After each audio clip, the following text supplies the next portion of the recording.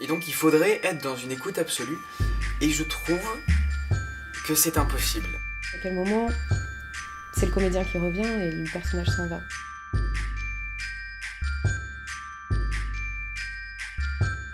Dans le métier de comédien, d'acteur, il y a le fait de jouer, de s'amuser, c'est quand même un travail formidable, quoi, d'incarner un autre personnage dans des situations qui la plupart ne nous arriveraient jamais dans la vie, ou dans toute une vie, on va vivre des fois moins de choses qu'un personnage dans une seule pièce. Donc c'est une opportunité de s'amuser, c'est un plaisir, mais c'est aussi du boulot.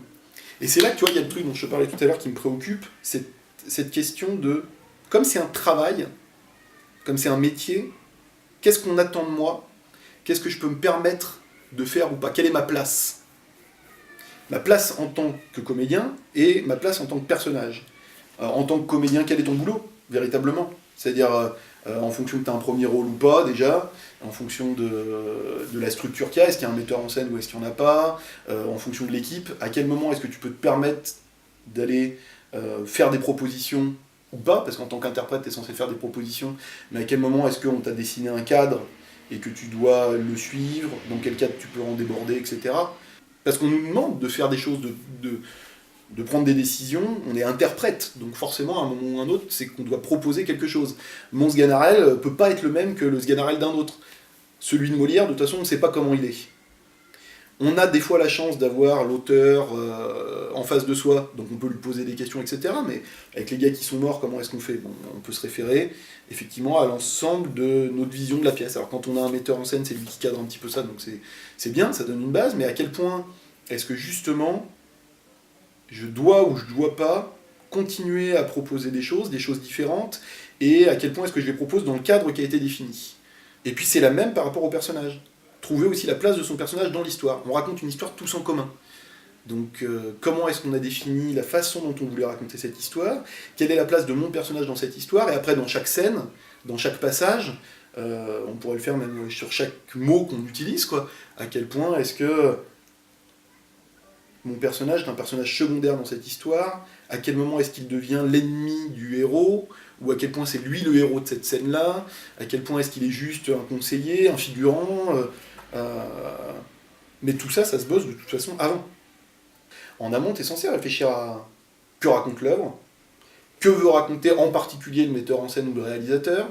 Si on se concentre sur ce qu'on ressent, au final, on n'a quasiment pas de questions à se poser. Je pense qu'un comédien, les questions, il doit se les poser avant de jouer. Avant d'être sur scène, avant que la caméra tourne, il doit réfléchir à d'où vient mon personnage, quelles sont ses motivations, quels sont ses rapports avec les autres, etc. Mais à partir du moment où, boum, le feu est lancé, il n'y a plus de questions à se poser. C'est uniquement qu'est-ce que je ressens. Je connais mon personnage, donc je suis dedans. La place qu'on occupe au sein d'une production, la place qu'on a en tant que travailleur, quoi, en tant qu'acteur, c'est des principes qu'on peut acquérir une fois pour toutes. La place du personnage, par contre, elle se reconsidère à chaque fois. Elle se reconsidère pour chaque histoire. J'ai même envie de dire, pour du théâtre, on peut la reconsidérer pour chaque représentation quasiment. Parce que tant qu'on a bien défini le cadre de que peut faire mon personnage et dans quelle limite il a une place dans l'histoire, on peut le faire varier. Et c'est un des intérêts du spectacle vivant. On peut le faire varier à chaque fois. Je crois pas à la mise en scène où on dit tiens t'es là et à tel moment quand tu dis telle phrase tu regardes là, à tel moment tu vas te diriger vers la fenêtre, machin, ça m'énerve. Mais si on s'est donné des limites de jusqu'où peut aller mon personnage dans un sens ou dans l'autre, du coup on a toute une marge de manœuvre sur laquelle on peut varier, on peut jouer, notamment en fonction de ce qui se passe en face, quoi. Des autres personnages, de comment est-ce qu'ils nous disent les choses. Le texte peut rester le même, on peut très bien pas le changer, mais la façon dont une personne veut nous dire de manière plus ou moins sympa ou plus ou moins agressive, rien que bonjour, on peut pas réagir pareil. Même si le texte est le même, et même si on lui répond oui ça va très bien, selon comment elle nous l'a dit, forcément on va pas leur répondre de la même manière, comme dans la vraie vie en fait. La place de l'œuvre. Ça on en a pas parlé, mais je pense que la conscience de est-ce que c'est vraiment juste un divertissement?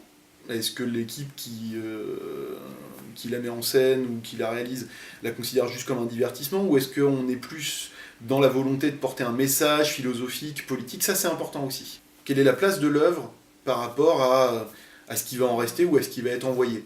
Est-ce que c'est juste pour amuser le monde ou pour envoyer un message? Ça c'est important aussi.